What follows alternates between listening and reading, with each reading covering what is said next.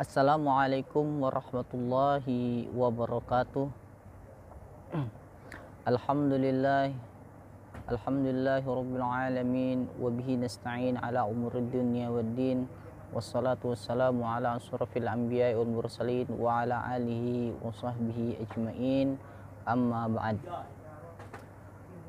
Pada kesempatan kali ini kita akan melanjutkan pembelajaran yaitu tentang puasa, yang mana pada sebelumnya kita sudah menjelaskan tentang apa itu puasa dan apa fadilah-fadilah puasa. Tentu sekarang kita akan membicarakan tentang syarat sahnya puasa, ya. Syarat sah puasa itu apa saja? Kita lanjutkan. Bismillahirrahmanirrahim. Syurutu sihhatis shaumi, ay idza tawaffarat hadhihi syurutu sahha shaumuhu wa hiya arba'atun. Al-awwal al-islamu, fayushtaratu ay yakuna musliman jami'an nahari, falau irtadda lahdatan wahidatan batalat shaumuhu.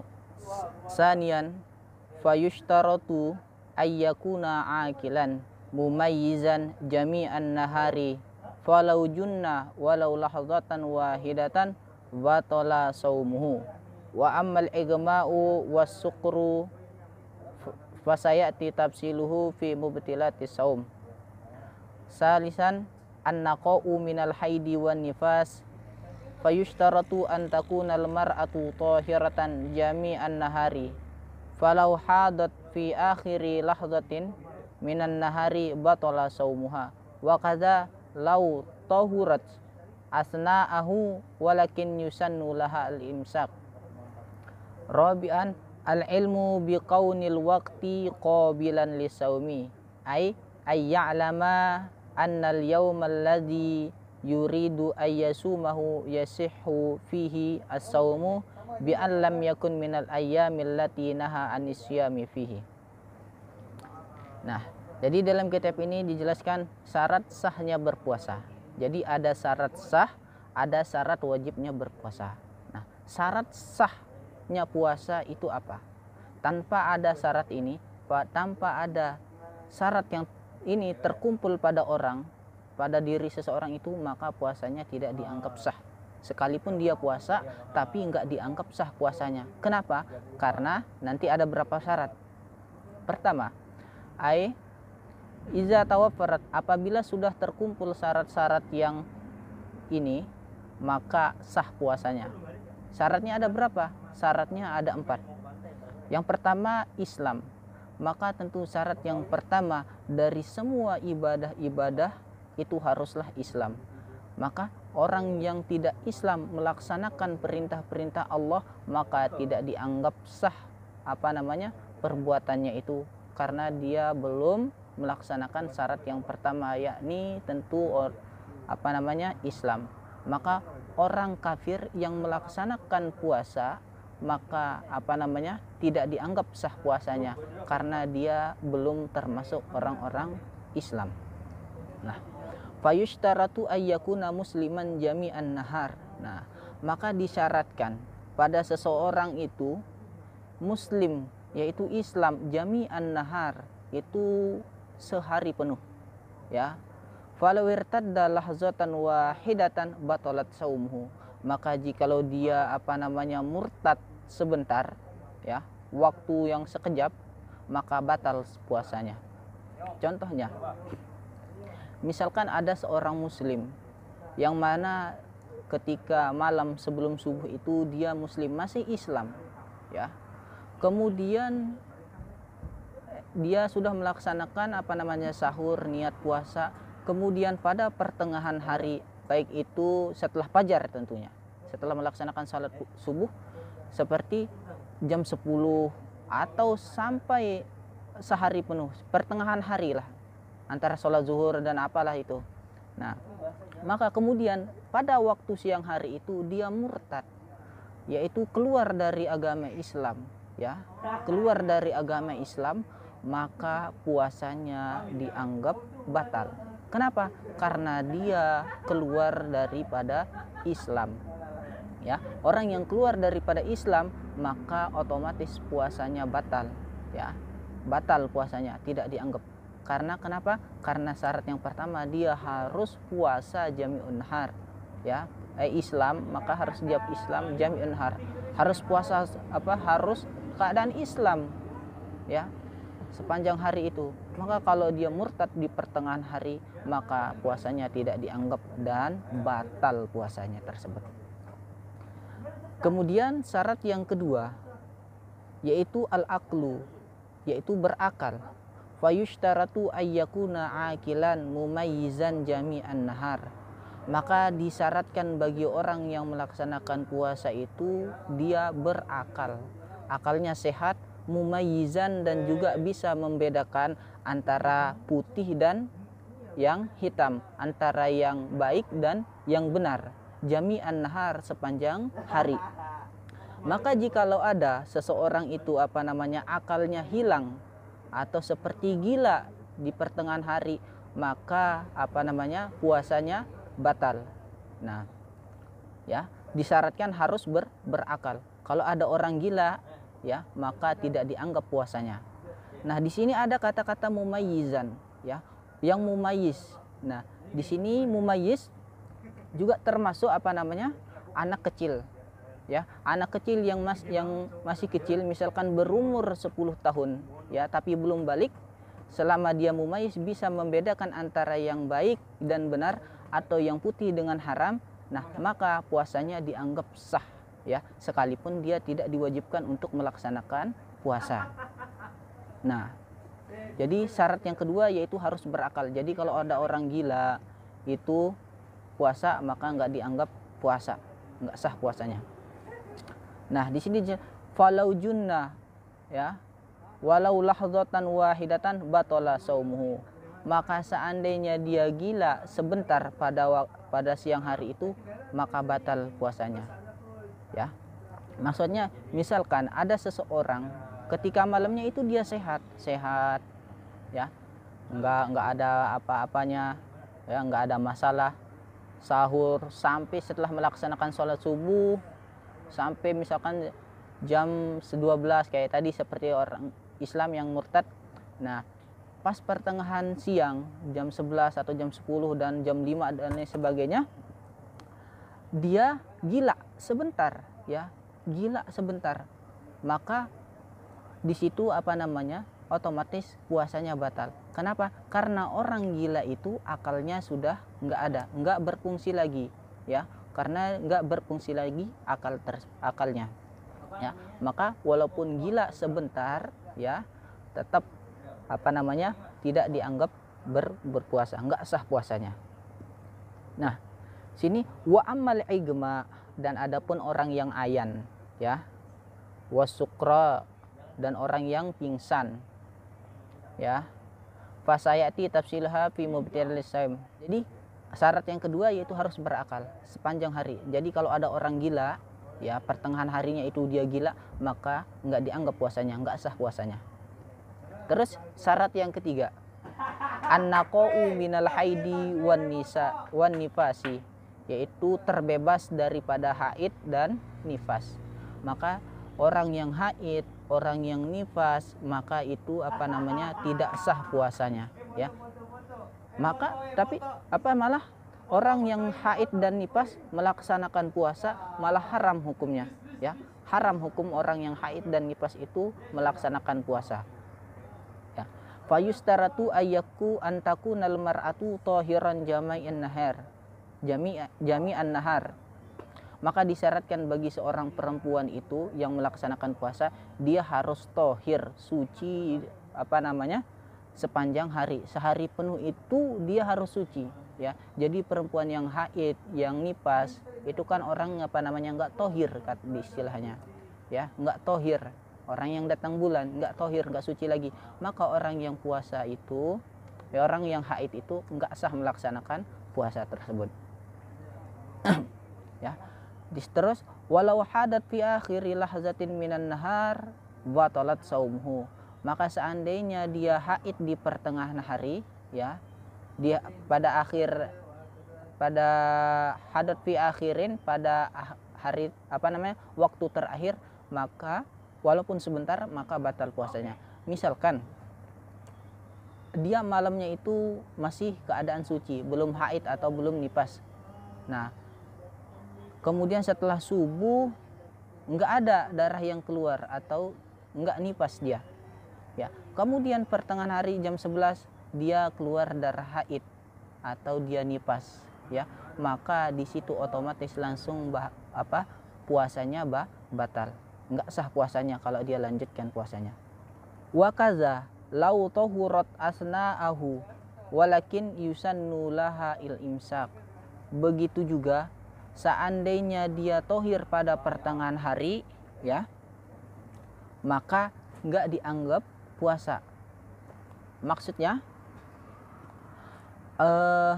orang yang awalnya memang haid, ya, emang orang dasarnya haid, ya, orang itu dasarnya haid, kemudian pertengahan hari, ya, dari subuh itu masih keluar darah haid, ya, sampai subuh, setelah sholat subuh masih keluar darah haidnya. Kemudian pertengahan hari atau antara jam 2.11 jam 8 atau misalkan kemudian darahnya itu terputus, terhenti darahnya, nggak mengalir lagi darah haidnya, ya, maka di situ juga orang ini nggak diwajibkan berpuasa, nggak sah puasanya. Dan juga di situ lakin yusannu laha al-imsak, disunahkan baginya itu untuk menahan puasanya, ya, pada sebab maka ketika darah haidnya itu terhenti pada jam 8 tersebut, maka disunahkan bagi orang haid itu menahan dari pembatal-pembatal puasa sampai nanti terbenam matahari, sampai waktunya berbuka puasa. Dan alasan, nah di sini ada ta'liknya, wa yahrumu ala haidin wa nifas al-imsaku bi niyati shaum. Nah, syaratnya disunahkan menahan dari pembatal puasa itu dari jam 8 itu menahan aja tanpa ada niat. Tetapi kalau dia niat dengan niat puasa Ramadan ketika terhenti haidnya, maka di situ diharamkan, ya, diharam dia. Maka nggak usah berniat, udah kalau udah terhenti haidnya udah nggak usah niat, jalan puasa, cuman niat menghormati bulan Ramadan aja, ya, tanpa harus niat aku berniat puasa Ramadan, jangan. Udah niat untuk menghormati bulan Ramadan saja, sudah cukup itu, tanpa ada harus niat. Nah, kemudian syarat yang keempat, al-ilmu bi kaunil waqti qabilan lisaumi. Nah, dia mengetahui bahwasanya ada waktu tersebut dia diperbolehkan untuk berpuasa, ya.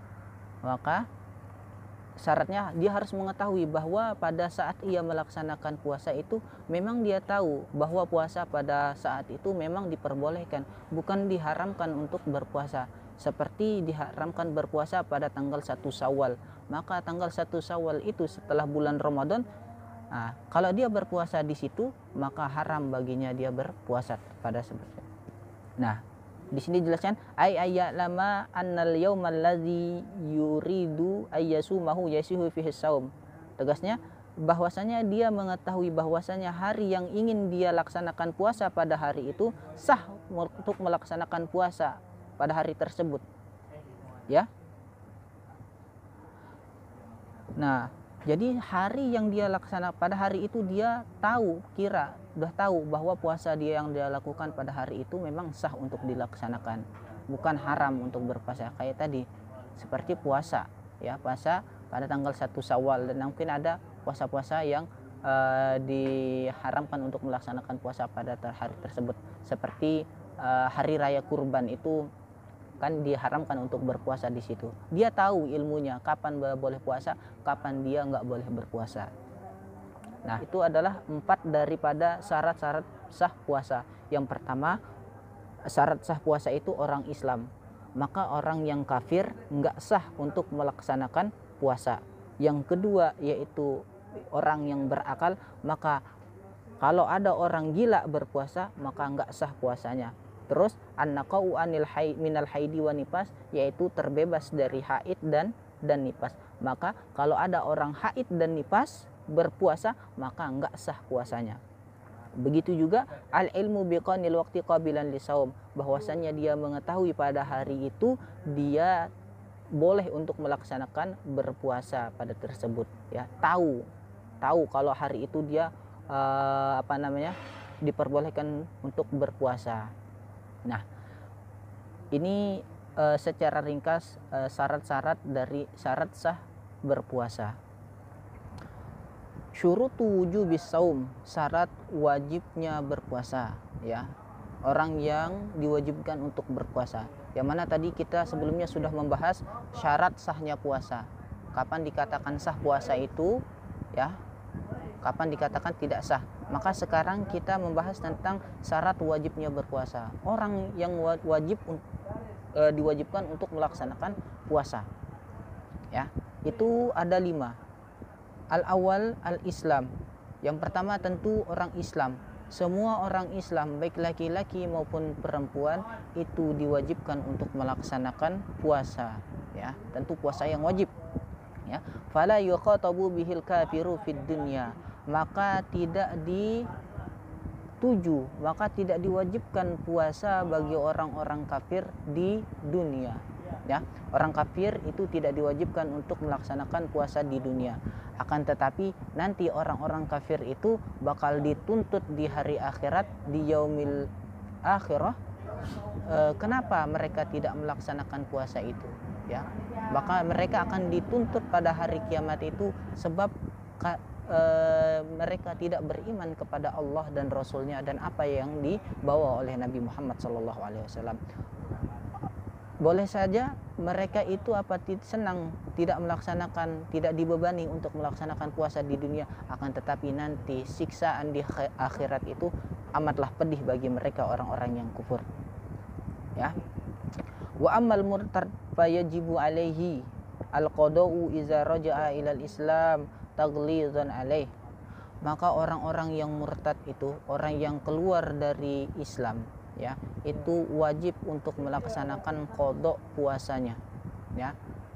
Nah, maka misalkan ada seseorang yang murtad pada bulan Sya'ban, ya, terus sampai bulan Sya'ban sampai Ramadan. Nah, orang murtad ini bulan-bulan puasa, bulan Ramadan itu dia tidak wajib untuk melaksanakan puasa. Akan tetapi nanti setelah dia kembali lagi kepada Islam, ya, misalkan bulan Syawal setelah Ramadan itu dia kembali lagi memeluk agama Islam, maka wajib bagi orang murtad ini, orang yang keluar dari Islam, untuk mengqadha puasa ya Ramadan yang telah dia tinggalkan tersebut.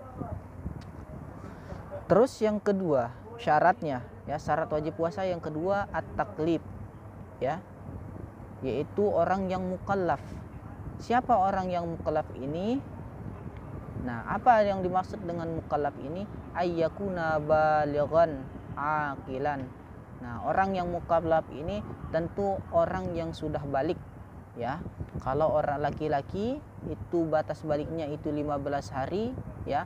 Kalau mereka itu tidak pernah mimpi basah atau tidak pernah keluar mani. Kalau perempuan, ya, itu rata-rata kebanyakan perempuan, begitu juga perempuan sampai 15 hari. Tapi seandainya dia perempuan ini keluar haid, ya, di waktu umur 9 tahun, maka dia wajib untuk melaksanakan puasa Ramadan, ya, puasa wajib. Karena kenapa? Karena dia sudah dianggap balik dengan keluarnya darah haid pada umur yang 9 tahun. Maka kalau dia selama umur 9 tahun sampai umur 15 tahun darahnya enggak keluar, maka nanti dihitung baliknya itu pada umur 15 tahun, sama seperti laki-laki, ya. Wa ammas sabiyu, nah, adapun orang yang anak kecil, ya, fayajibu 'alal wali amrihi ayyamurahu bisawmi, ya.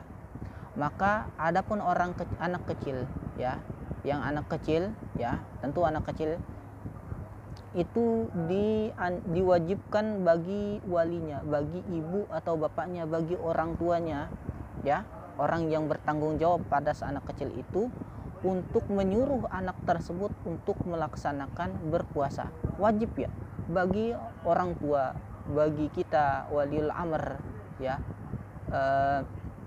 yang bertanggung jawab kepada anak kecil itu wajib bagi kita untuk menyuruh mereka untuk melaksanakan puasa.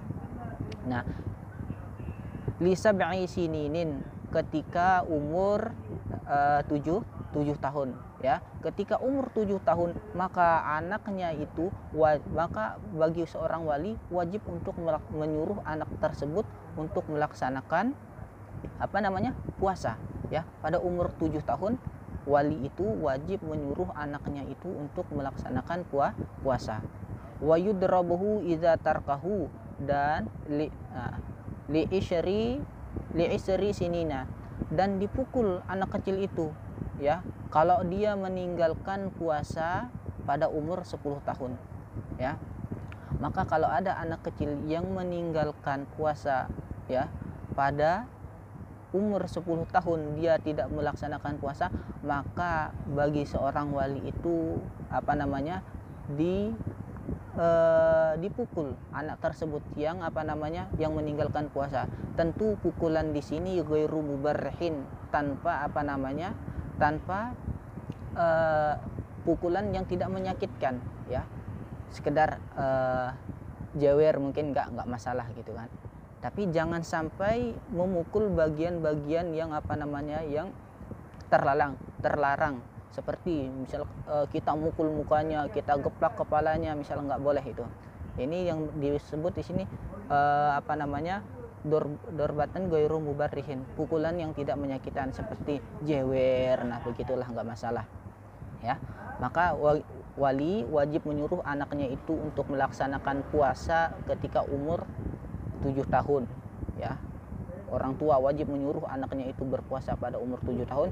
Dan kedua, dan dipukul anak tersebut yang meninggalkan puasa tersebut ketika dia sudah berumur 10 tahun, dengan syarat pukulannya itu ghairu mubarrihin, ya. Pukulan itu tidak menyakiti anak kecil tersebut, ya. Ini sebagai pelajaran buat anak tersebut itu. Nah, kemudian al-itoqoh.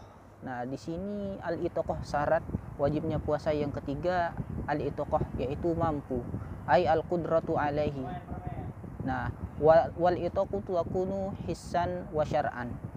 Nah, tentu syaratnya yaitu orang yang mampu untuk melaksanakan berpuasa.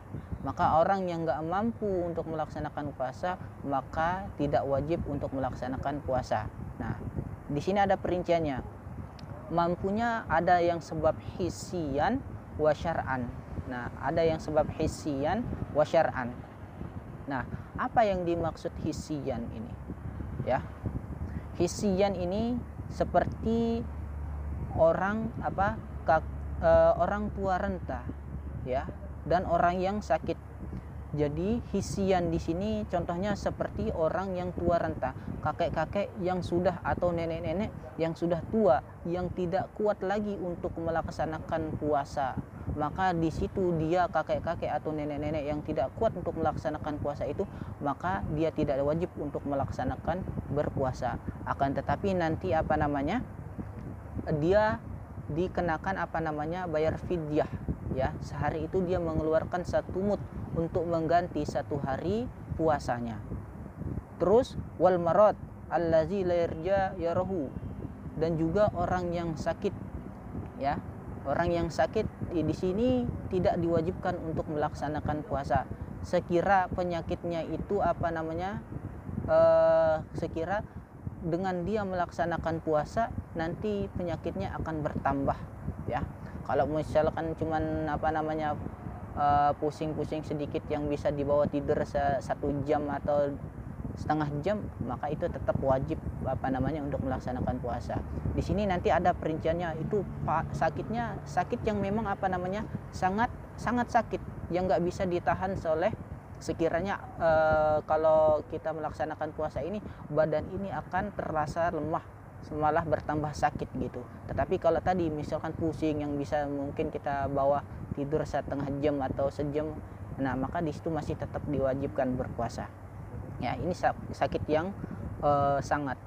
Nah, kemudian itoqoh syar'an, secara syar'i. Nah, Nah, mampu untuk melaksanakan puasa secara syar'i. Syar'i ini seperti al-haid wan nifas, ya, bukan haid dan bukan nifas. Jadi kalau orang yang haid dan nifas enggak dikatakan dia itu enggak mampunya secara syar'i, dikatakan enggak wajib untuk melaksanakan puasa bagi orang yang haid.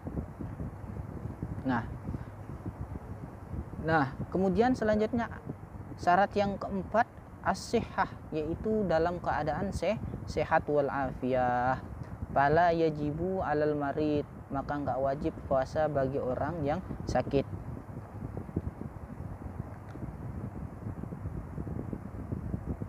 Nah, jadi yang tadi seperti orang yang sakit itu enggak diwajibkan untuk melaksanakan berpuasa jika tadi sakitnya itu memang sangat sakit lah, ya, yang tidak ada kemungkinan kalau dia melaksanakan puasa itu dia bertambah sakit, maka jangan melaksanakan puasa.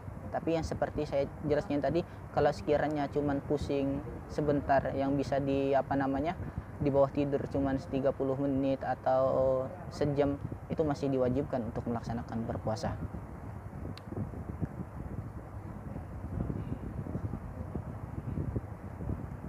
Nah, terus al-iqamah.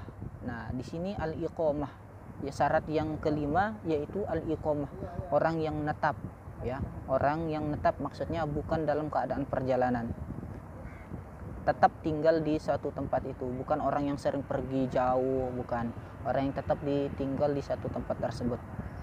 Fala yajibu alal musafir allazi yusafiru safaran tawilan. Nah, maka tidak wajib bagi orang musafir yang musafirnya itu musafir yang jauh. Jadi nggak wajib melaksanakan puasa bagi orang yang bepergian jauh, ya, nggak wajib melaksanakan puasa bagi orang yang musafir yang bepergian jauh. Tentu berpergian jauhnya di sini dikatakan itu batasnya 82 kilo, ya. 82 kilo ini baru orang yang berpergian itu tidak diwajibkan untuk melaksanakan puasa. Tetapi afdolnya, ya, seutamanya, sebagus-bagusnya dia melaksanakan puasa walaupun dalam keadaan musafir. Nah, 80 kilo ini, ya, dihitung kapan? Jarak kita musafir ini dihitung kapan? Ya, bukan dari rumah kita, bukan dihitung dari semenjak kita keluar dari rumah sampai 80 kilo. Akan tetapi nanti jarak musafir ini mulai dihitung dari perbatasan daerah kita, misalkan daerah Jakarta perbatasannya dengan Tangerang misalkan, atau misalkan daerah Bali perbatasannya dengan Lombok.